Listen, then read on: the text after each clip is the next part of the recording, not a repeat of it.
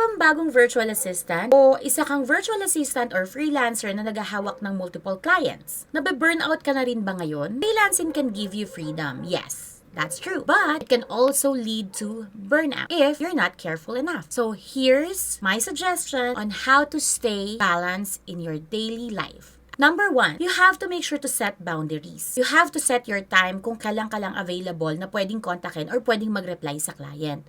Do not always be available for them or else masasanay sila. Number 2, you have to prioritize tasks. You have to use the time blocking techniques. You have to plan your daily tasks. Number 3, take breaks. It won't hurt you to take a break every 2 hours. Or schedule a rest to avoid fatigue. Number 4, if available or if possible, you can outsource smaller tasks if needed. And lastly, learn how to say no. Hindi lahat ng project worth of your time.